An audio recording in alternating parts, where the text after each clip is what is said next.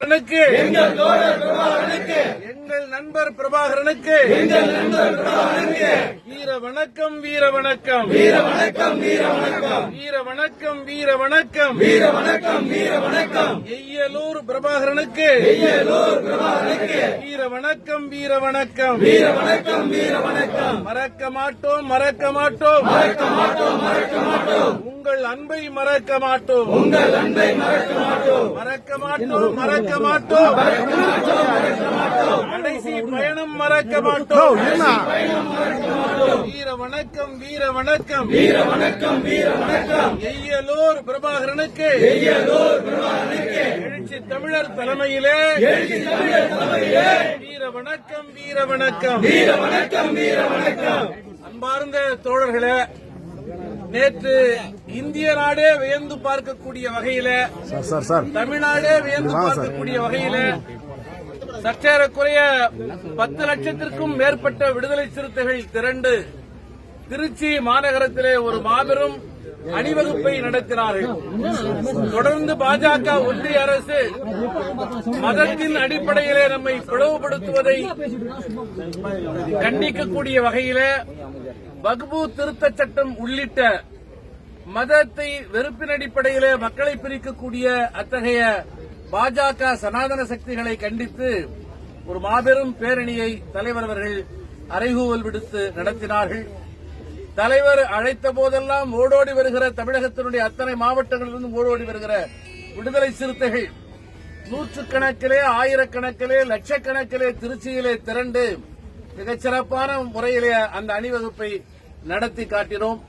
அந்த அணிவகுப்பிலே தலைவர் அழைக்கிறார், எங்கள் அண்ணன் திருமா அழைக்கிறார், எங்கள் குலசாமி அண்ணன் திருமா அழைக்கிறார் என்கிற உணர்வோடு நம்முடைய எய்யலூர் சொந்தங்களும் ஒரு வாகனத்தை ஏற்பாடு செய்து கொண்டு கட்டுப்பாடான முறையில் இங்கிருந்து 1 மணிக்கெல்லாம் புறப்பட்டு தம்பி பிரபாகரன் உள்ளிட்ட தோழர்கள் அதிலே திரண்டு மகிழ்ச்சியோடு வந்து கொண்டிருக்கிற தருணத்திலே திருவானைக்காவல் பகுதியை அடைகிற போது அந்த வேனானது திருவரங்கம் பகுதியை கடப்பதற்கு முன்னதாகவே தம்பி பிரபாகரனுக்கு நெஞ்சுவலி ஏற்பட்டிருக்கிறது.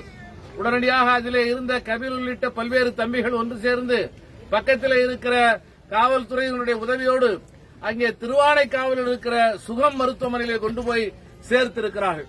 இந்த சுகம் மருத்துவமனையிலே சேர்த்துக்கு உடனேயே அங்கே இருக்கிற மருத்துவர்கள் தங்களால் இயன்ற வகையிலே நான் போய் பார்த்தபோது மருத்துவர் சொன்னார், லாஸ்ட் பிரீத், ஒரு கடைசி மூச்சு லேசாக வந்து கொண்டிருந்தது, எப்படியாவது உயிர்ப்பித்துவிட முடியுமா என்று நாங்கள் போராடி பார்த்தோம், எல்லா விதமான முயற்சியும் எடுத்து பார்த்தோம்.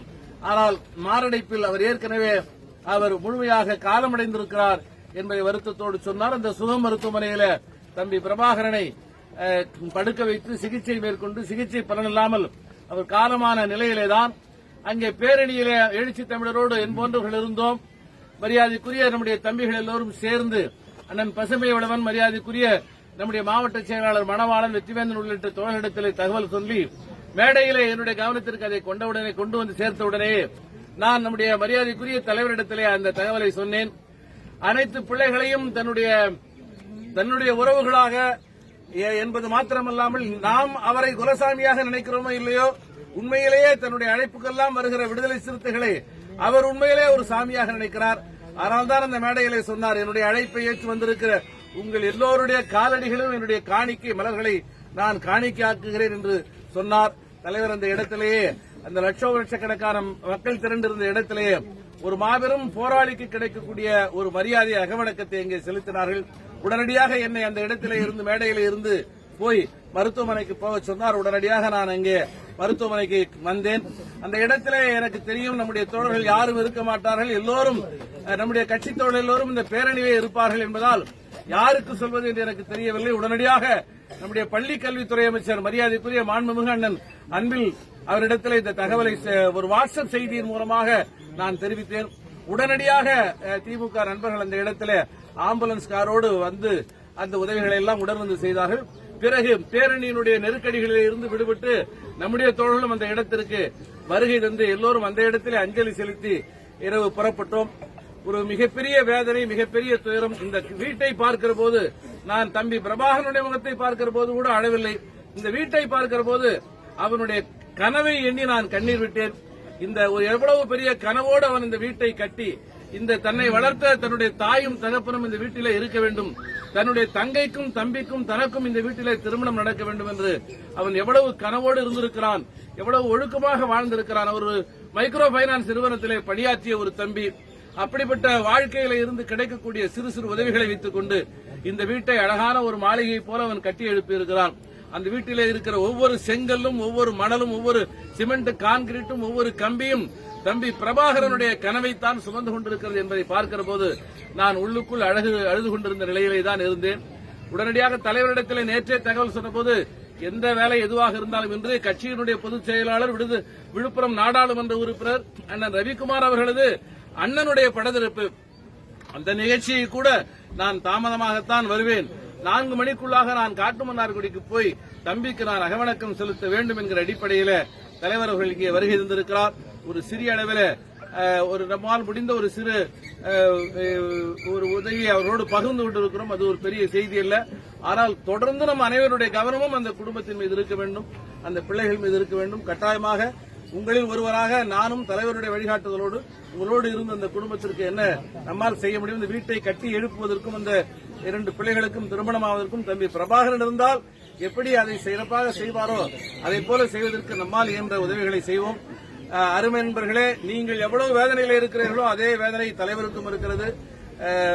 ஒவ்வொரு முறையும் அவர் நேற்று மாலையெல்லாம் மகிழ்ச்சியோடு இருந்தார். பரவாயில்ல, எல்லாரும் நல்லபடியா வந்துட்டாங்க, காவல்துறை சிறப்பா ஒத்துழைப்பு கொடுத்து எல்லா வேனையும் கொண்டு போய் பார்க்கிங் முறையா நடக்குது, மழை இல்லாம இருக்கு, எந்த விபத்தும் இல்லாம இந்த நிகழ்வு போயிட்டு இருக்கும்போது திடீர்னு ஒரு துண்டு சீட்டு வந்தது, ஒரு குழந்தை காணாம போயிடுச்சு அப்படின்னு 4 வயசு குழந்தை நிகில்ங்கிற ஒரு குழந்தை காணாம போய் துண்டு சீட்டு வந்துச்சு. உடனே தலைவர் உடனே மைக்கில் அதை அறிவிச்சாங்க. அறிவிச்ச ஒரு 10 நிமிடத்துக்குள்ளார குழந்தை கிடைச்சிருச்சு. அதெல்லாம் சொல்லிட்டு மகிழ்ச்சியோட தலைவர் ஒரு மிகுந்த நிறைவோடு தான் அந்த இடத்துல இருந்து அவர் கிளம்பினார். அந்த தருணத்தில் இப்படிப்பட்ட ஒரு துயரம் நம்மை சேர்ந்திருக்கிறது. இந்த கடினமான நேரத்திலே ஒருவரை ஒருவர் குறை செய்து கொண்டு ஒருவர் மீது ஒருவர் பழியை போடாமல் நாம் எல்லோரும் பொறுப்புணர்ச்சியோடு அந்த குடும்பத்திற்கு நம்மால் முடிந்ததை செய்வோம். அதுதான் எழுச்சி தமிழருக்கும் அவருடைய உயிருக்கு உயிரான தம்பி பிரபாகரனுக்கும் நாம் செய்யக்கூடிய உண்மையான ஒரு பங்களிப்பாக இருக்கும் என்பதை சொல்லி மீண்டும் ஒருமுறை உங்கள் அனைவரின் சார்பிலே நம்முடைய மாண்புமிகு வேளாண் மற்றும் உழவர்நலத்துறை அமைச்சர் அவர்களிடத்திலே மதியானம் நான் போன் பண்ணி இந்த தகவலை சொன்னேன். மிகவும் வேதனைப்பட்டார். தற்போது திண்டிவனத்திலே இருப்பதாக சொன்னார். நான் ஊருக்கு போனதும் கட்டாயமாக நான் துக்கம் விசாரிப்பேன் என்று அவரும் தன்னுடைய ஆறுதலை பகிர்ந்து கொண்டார். அந்த அடிப்படையிலே உங்கள் அனைவரின் சார்பிலே மீண்டும் ஒருமுறை தம்பி பிரபாகரனுக்கு எனது வீர வணக்கத்தை பதிவு செய்து நிறைவு செய்கிறேன். தலைவரை கவனமா நம்ம அனுப்பி வைக்கலாம். காட்டுமன்னார்கள் உங்களுக்கு தெரியும், அங்க ஒரு துக்கம் விசாரிக்க வேண்டியிருக்கு. அண்ணனை ஒரு வார்த்தை